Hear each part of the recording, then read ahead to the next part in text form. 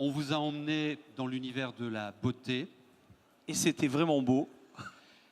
On a continué avec l'univers de la maison, de la décoration, de notre vie quotidienne. Du zen et des belles idées.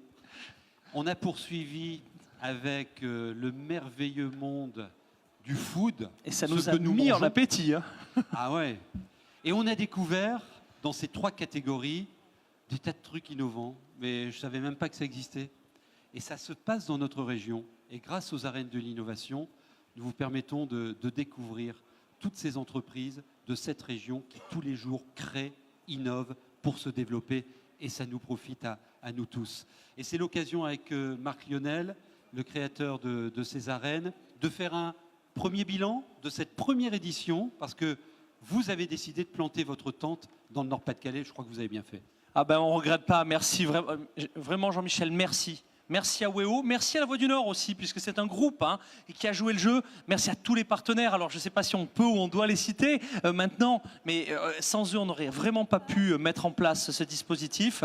Hein, on peut les citer. On peut les citer. Serre France Nord-Pas-de-Calais, voilà. Alors la effectivement, et Nord-Europe et Ginov.com, NFID, qui accompagne la dynamique de l'innovation dans cette région. En tout cas, ça vraiment, enfin là on arrive, on est sur les rotules parce que ça a duré, mais ça a duré 9 heures. Hein. Vous êtes un fort parce que vous avez mis de la fête et de l'enthousiasme dans l'innovation. Oh, je vais rougir, je vais rougir. C'est bien, bravo, bravo, bravo.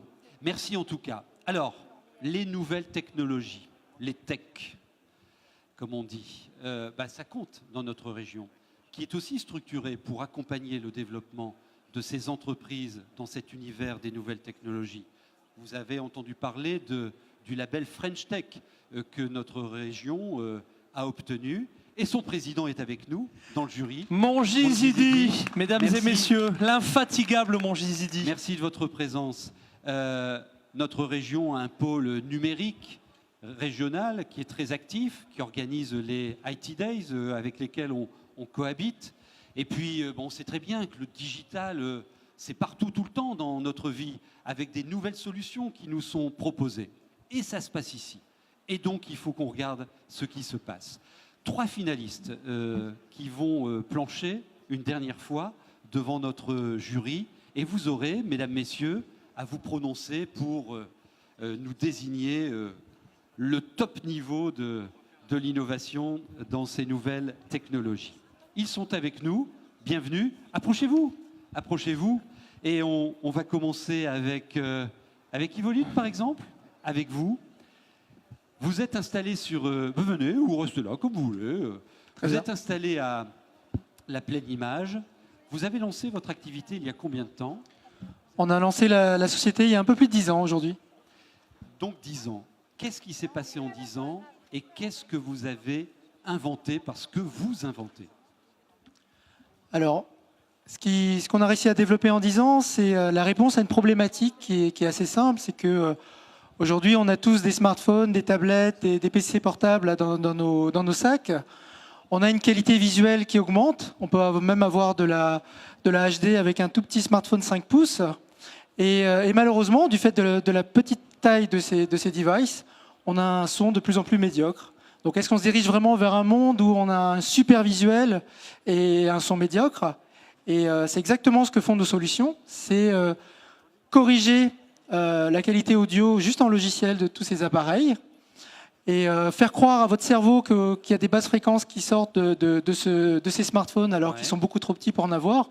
Et surtout, avec les 2 petites enceintes du PC portable ou un casque normal, vous immergez dans du contenu film ou jeu vidéo, donc dans ce qu'on appelle du son 3D, c'est-à-dire qu'on fait croire à votre cerveau qu'il y a du son qui vient de devant, sur les côtés et derrière, même si vous n'avez que 2 enceintes devant vous. Alors, je suis devant mon smartphone, je regarde un film, et vous êtes en train d'élaborer les solutions qui vont me proposer un son pour moi et rien que pour moi, audible, proche, qui m'enveloppe. Et c'est ça qui manque aujourd'hui. Hein. Exactement. Ouais. C'est comment accompagner en fait toutes ces émotions qu'on a via le son, via tous ces haut-parleurs qu'on a chez soi, par exemple, et comment accompagner cela et avoir la même expérience sur une tablette ou un smartphone. Alors, vous existez depuis 10 ans, pardon. La recherche et développement dans ce métier, ça doit compter pour arriver à élaborer ces solutions. Comment on tient Alors, jusqu'à la mise en marché? effectivement, la R&D, c'est plus que primordial, puisqu'on est tout de suite confronté à des acteurs internationaux qui sont assez grands. On a besoin de développer des technologies vraiment très poussées, qui deviennent uniques en fait au monde. Donc on a pour cela eu pas mal d'aides, que ce soit de la région, que ce soit de BPI. Donc on a fait vraiment tout le cursus des entreprises high-tech, des startups high-tech, avec aussi des levées de fonds régionales et nationales. L'écosystème territorial, régional est effectivement très important. J'ai lu beaucoup de choses sur vous et des sociétés comme les vôtres peuvent devenir un jour, c'est en tout cas ce que j'ai lu, la World Company ou pas. C'est-à-dire qu'avec les solutions que vous avez et le marché de 4 milliards de smartphones, On a 2 milliards d'appareils. Donc, 2 milliards d'appareils, 2 milliards d'appareils, si vous arrivez à conquérir ce marché, vous êtes le roi du monde ou pas. Qu'est-ce qui fait qu'on peut franchir le pas et exploser sur un marché ou pas? Alors effectivement, la taille du marché, donc la taille adressable du marché, qui est assez énorme, nous permet d'avoir vraiment des grandes ambitions. Ce qui nous permet effectivement, ce qui va faire l'échec ou la réussite, ça va être comment est-ce qu'on arrive à accélérer le déploiement. Aujourd'hui, on est présent effectivement ici, le siège social est à Roubaix, on a des bureaux à Singapour et à Taïwan. On a des demandes qui viennent de partout dans le monde. On fait 97% du chiffre d'affaires à l'export.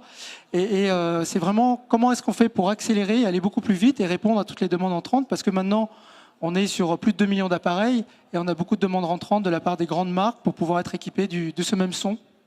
On dit que ce qui fait le développement d'une entreprise, c'est deux choses, l'innovation, l'international. Vous êtes la synthèse de ces deux trucs-là, quoi. On c'est essaye. les On deux essaye, sur oui. lesquels vous avancez. Tout à fait, oui. Ouais. Donc ça marche. Et ça se vend déjà, ces solutions. Effectivement, on est déjà dans plus d'une cinquantaine de modèles que vous avez sûrement. Enfin, vous avez sûrement déjà notre technologie chez vous. Vous ne savez peut-être pas.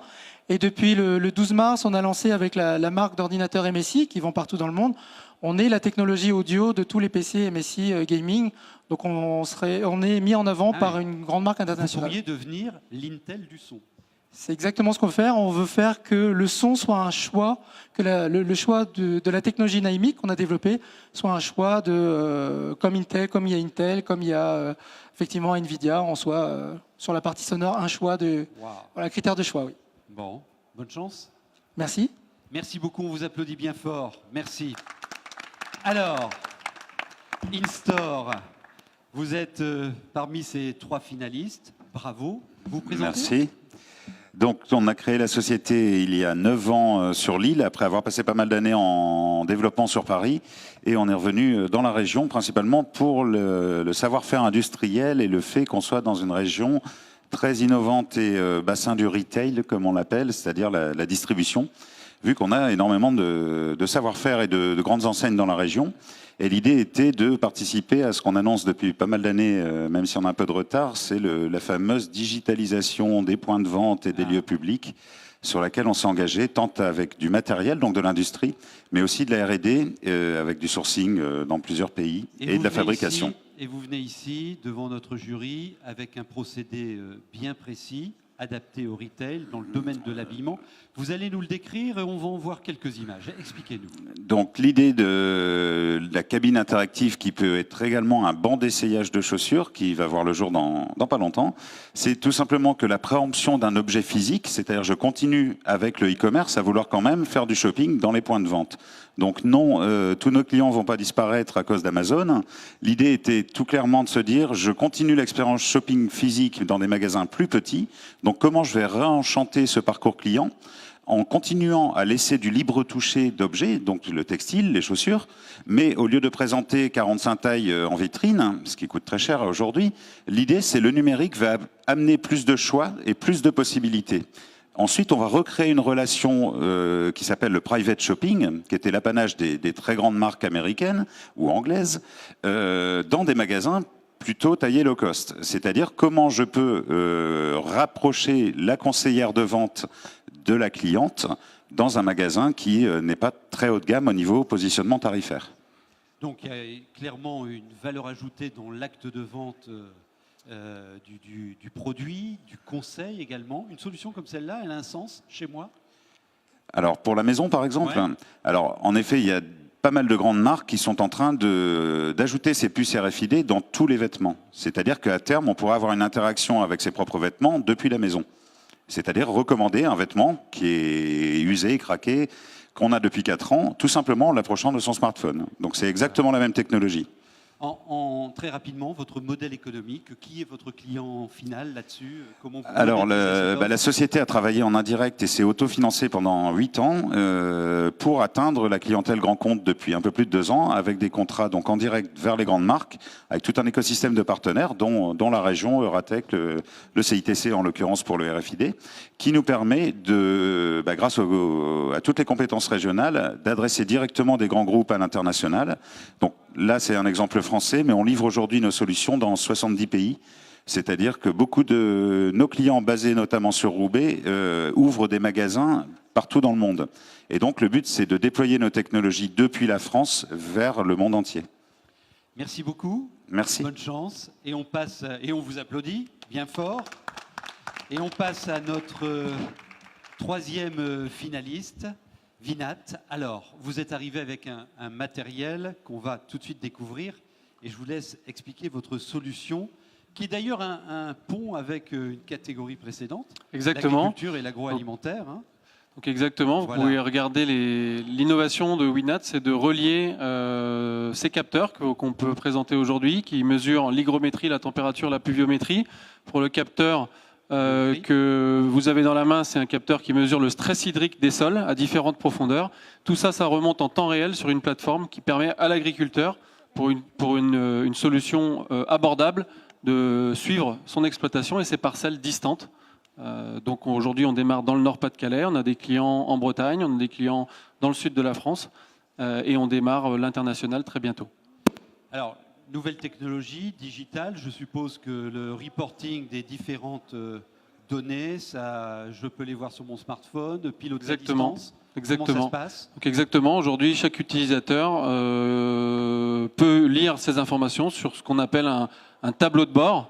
Malheureusement, je ne peux pas peut-être le montrer à la vidéo, mais l'utilisateur peut suivre en temps réel la géolocalisation de chacun de ses capteurs à 10 km ou à 20 km de sa ferme et donc décider d'intervenir ou pas et de prendre la bonne décision. Au lieu de, avant utiliser du matériel, faire 10 km et revenir parce que les conditions météo n'étaient pas bonnes sur une parcelle éloignée, aujourd'hui on optimise tout ce déplacement, ces utilisations de produits et donc on augmente la rentabilité de nos clients. Dans cet univers des nouvelles technologies, il y a des milliards de fausses bonnes idées. Plein de gens se sont plantés sur des trucs au départ géniaux, mais qui n'ont aucune réponse sur le marché. Vous avez fait votre étude pour Tout à fait. constater avant de vous lancer qu'il y avait une vraie demande là-dessus? Donc tout à fait. Aujourd'hui, moi je suis d'origine d'agriculteur, donc j'ai passé beaucoup de temps dans les exploitations. J'ai aussi attendu 5 ans avant de lancer cette société. J'étais entrepreneur par avant et j'ai attendu de lancer cette société par rapport à de la disponibilité de technologies qui nous permet de communiquer à distance à des centaines de kilomètres. C'est-à-dire que nos capteurs peuvent durer pendant 5 à 7 ans, n'importe où dans la nature, n'importe où sur Terre, et de remonter l'information sans aucune connectivité. Et aujourd'hui, on passe par un opérateur français qui travaille sur cette technologie.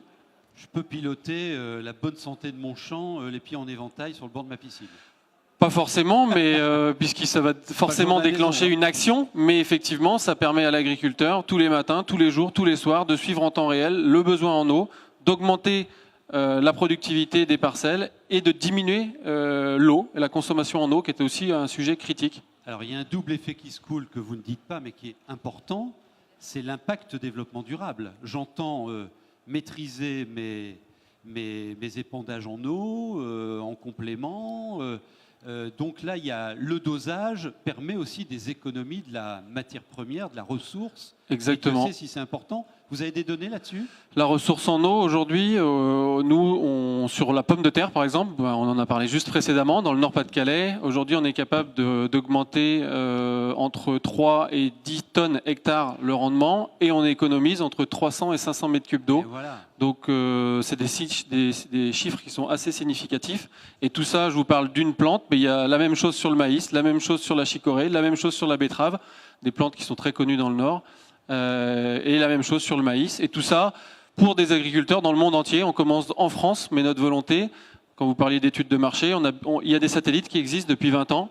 Il y a des drones qui commencent à sortir. Ouais. Les satellites ont une résolution de 50 km. Les drones permettent d'avoir une résolution de 2 mètres. Nous, on a une résolution au centimètre à la parcelle et on descend même dans le sol. Ouais.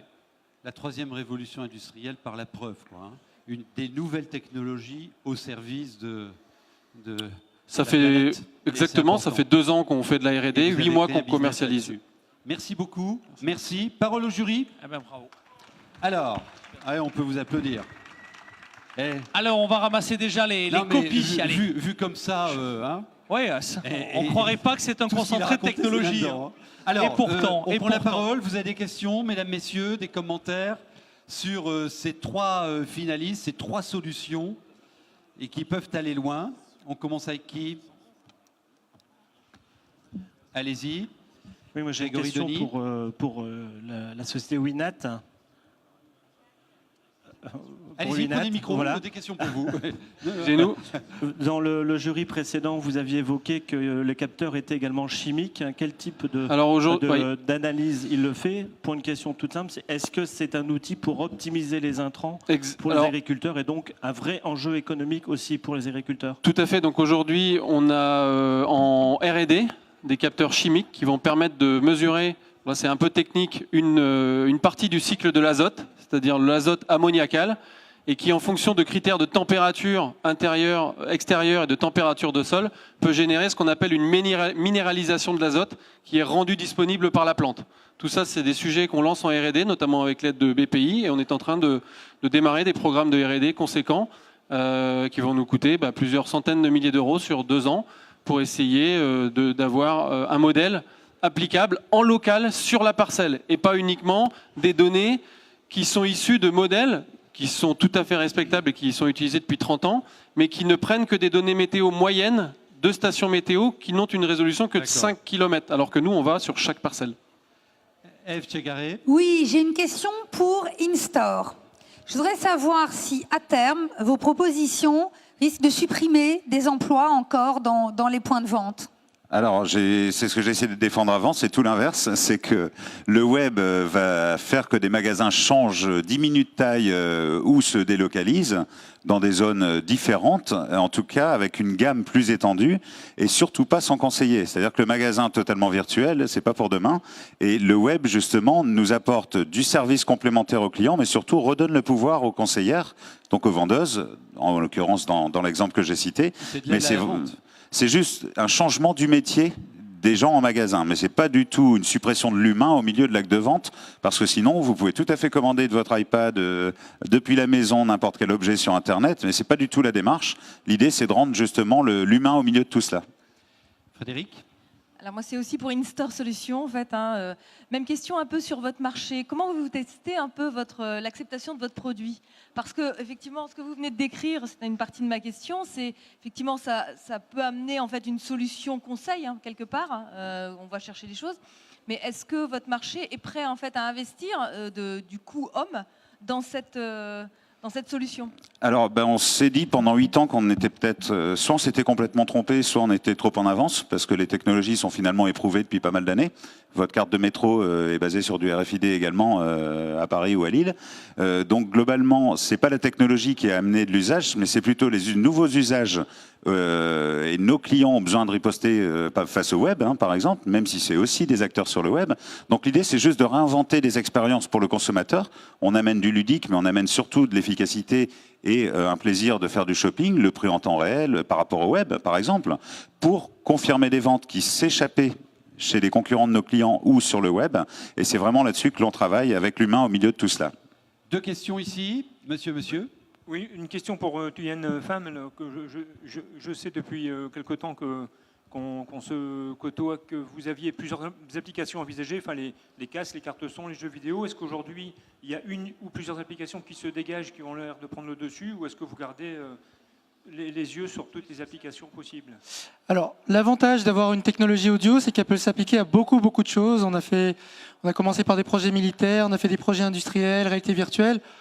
Aujourd'hui, on a vraiment l'opportunité de conquérir le marché du gaming PC. Donc vraiment avoir 60% du marché de tous les fabricants de effectivement casques, cartes son et des grandes marques sur le gaming PC pour pouvoir construire une marque. Voilà, de Roubaix, on lance Naimic, qui est une marque qui se veut internationale pour devenir un critère d'achat, et ensuite se propager effectivement sur des acteurs de la tablette, du smartphone, dont on est déjà en contact. On a déjà des demandes là-dessus, mais voilà, on ne peut pas tout faire, on choisit, on domine un marché, on va sauter sur un autre marché par la suite. Alors, encore une question. Encore une question. Oui, Moi, j'ai encore une- ici. Alors, très rapidement, très vite. Un commentaire, une Allez. question. Le commentaire, c'est sur la destruction d'emplois. Hein. Je pense qu'il faut réaliser que le numérique, c'est une révolution schumpeterienne qui va détruire des emplois, mais qui va en créer d'autres. Et justement, je profite d'avoir le président de la French Tech à mes côtés. La French Tech, c'est quoi? C'est identifier justement les territoires qui vont être créateurs d'emplois grâce au numérique, parce qu'on sera les créateurs du numérique. Ça, c'était mon commentaire. Ma question, elle s'adresse aux trois, parce que vous innovez dans le numérique. Et pour les trois cas, hein, donc trois belles pépites hein, qu'on connaît bien dans le territoire et en France. Ma question, c'est est-ce que c'est une innovation sur le matériel ou c'est sur le logiciel? Et quelle est la part logiciel-matériel dans votre innovation? Moi, c'est purement logiciel. Nous, c'est les deux. Alors, j'allais dire que c'est les deux, mais si je rejoins Monsieur BPI dans un magazine local depuis quelques temps, je vais reparler d'usage. C'est-à-dire que pour nous, le côté soft et le côté hardware, on trouvera toujours des solutions et des ingénieurs, dans le Nord notamment, pour le développer. Donc il y a du design, il y a du hardware, mais c'est avant tout révolutionner l'usage pour lutter contre la volatilité des consommateurs. Très bien. Alors, une dernière question. Alors, moi, Allez, Mongy. Alors, Monsieur c'est pas Zidi. moi la dernière. Non, bah alors, Désolé.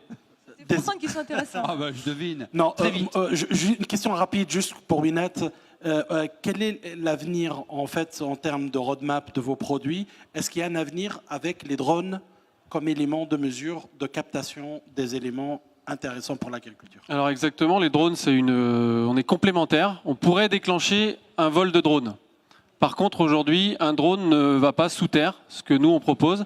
Il y a une grande complémentarité avec les drones qui, lui, passent au-dessous de la couche nuageuse par rapport à un satellite, qui donne une bonne résolution, mais ne va pas tout proche de la plante et dans le sol. Et surtout, ne donne pas l'hygrométrie ni la pluviométrie. Par contre, c'est une technologie très complémentaire. Et sur certaines très grandes exploitations, on rêve de déclencher des vols de drones grâce à des détections de capteurs Winnet. Allez, Frédéric, une dernière question. Et on proclame le lauréat de cette catégorie. Et si vous voulez bien, on enchaînera directement en vous présentant le super lauréat de ces premières arènes de l'innovation. Alors, ma question s'adresse à Winnet.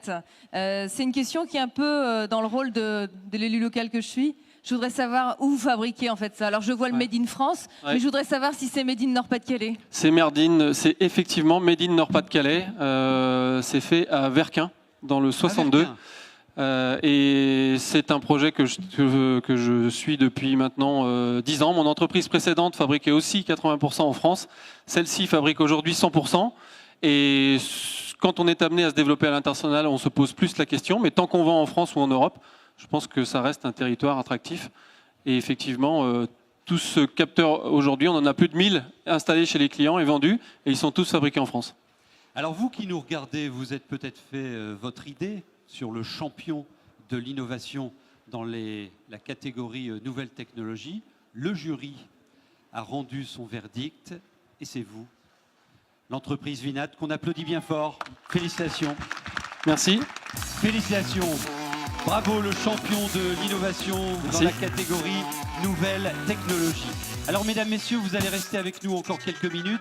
Je vais demander aux lauréats de l'ensemble des catégories de bien vouloir nous rejoindre. Je vais demander également aux représentants de nos partenaires également de nous rejoindre. Caisse d'épargne, Serre France Nord-Pas-de-Calais, NFID avec ginov.com.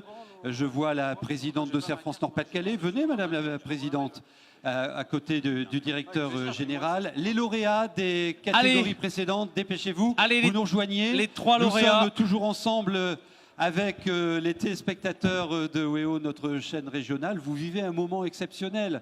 Nous vous avons présenté là, au cours de notre rendez-vous, tout ce qui bouge dans le domaine de l'innovation.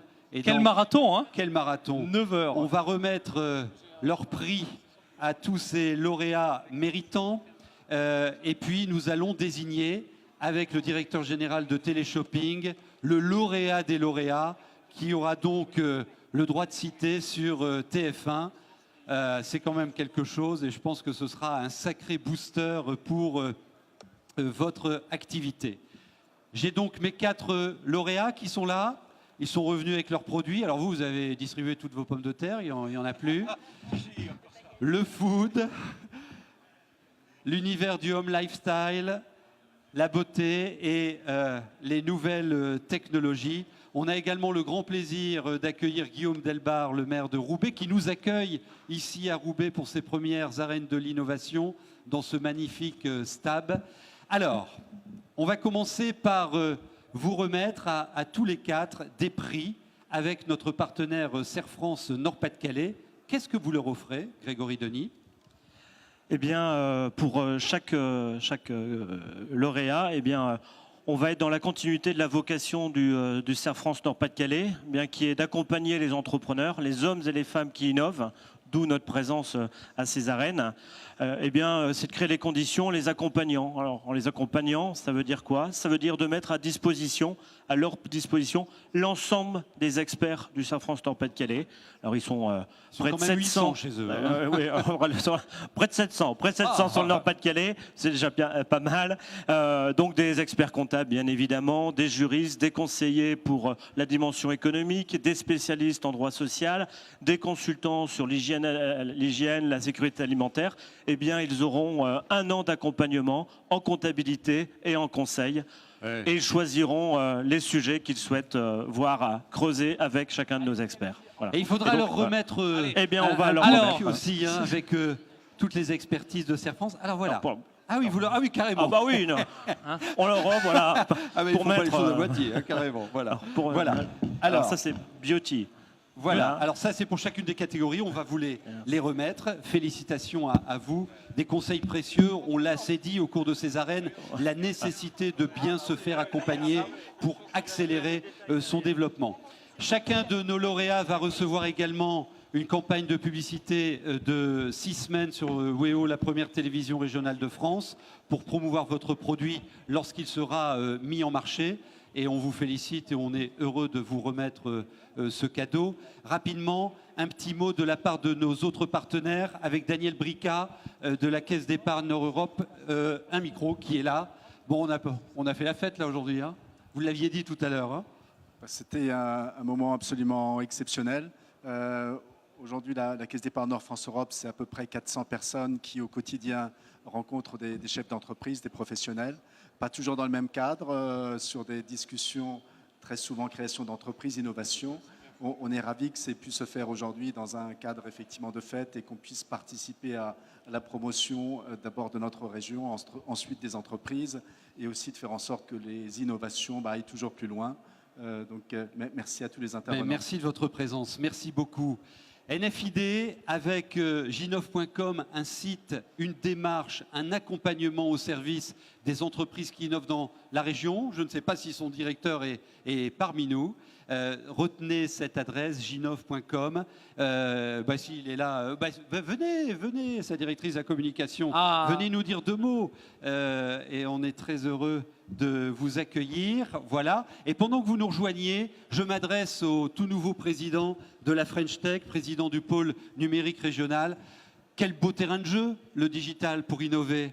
Et là, on en a vu les meilleurs aujourd'hui. Magnifique. J'espère qu'on aura toujours autant de pépites et créer des champions.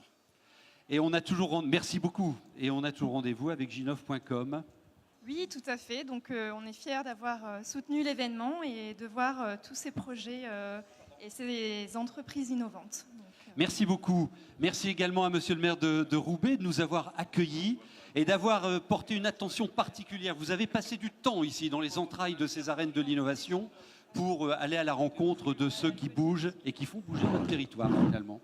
Oui, j'ai passé du temps parce que je suis passionné par ce domaine de l'innovation que je porte à Lille Métropole et je pense que des rendez-vous comme celui d'aujourd'hui, et merci à tous les partenaires, ça fait naître des idées, ça permet de concrétiser une dynamique et être capable d'être en mode innovation ouverte avec des gens qui partagent cette passion, c'est très important pour l'écosystème métropolitain, régional.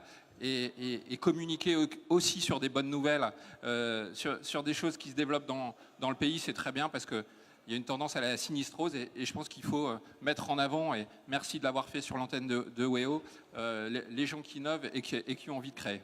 Merci beaucoup. Alors c'est vrai qu'aujourd'hui, on ne vous a présenté que du positif. On en a besoin. Et ça existe, le positif, dans notre région. Le directeur général de Téléshopping, un partenaire de la première heure de ces arènes, Marc Lionel, et lui, alors il s'y est intéressé tout de suite avec 2 idées en tête. D'abord, regardez ce qui se passe dans nos régions. Et il commence avec le Nord-Pas-de-Calais. Vous avez bien fait, vous avez commencé par les meilleurs.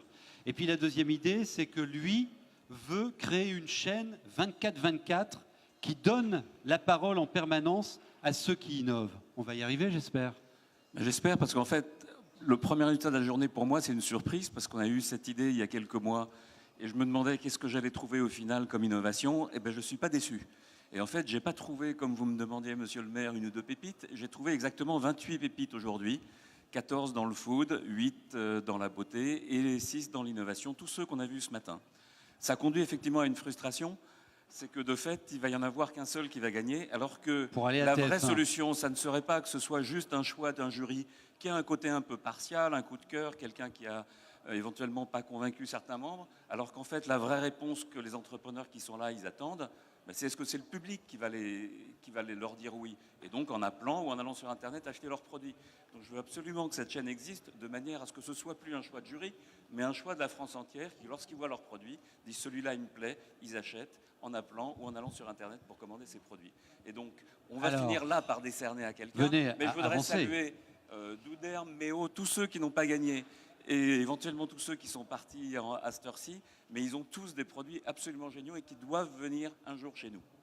Alors le gagnant qui se retrouvera sur TF1 dans cette émission tous les jours, 8h35, ayez bien en tête ce que ça veut dire pour celui ou celle qui va avoir accès à la télévision en volume de vente immédiat. Le gagnant ?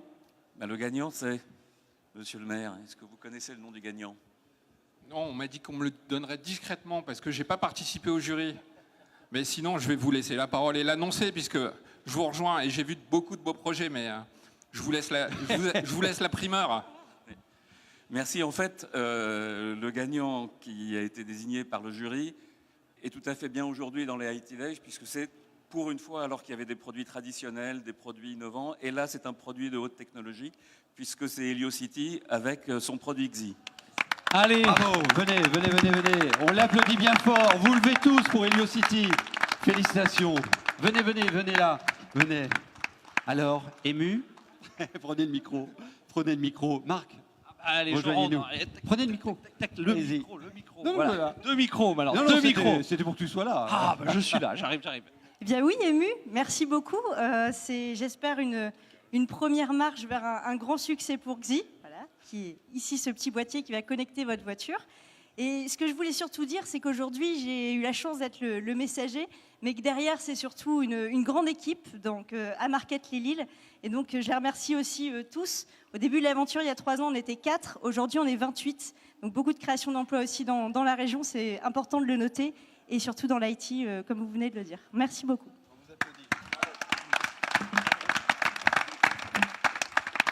Mille merci à nos partenaires. C'était la première édition des Arènes de l'innovation.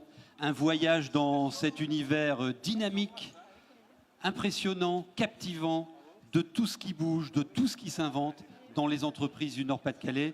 Vivement la deuxième, Marc Lionel. Ah, on a hâte. Moi, si on repart, on sera là. Et avec enthousiasme. On est déjà reparti. Allez, on a là l'avantage, c'est que ce ne sera pas quelques semaines, c'est 12 mois pour le préparer. Merci beaucoup, merci à vous tous, merci de votre fidélité, à très bientôt.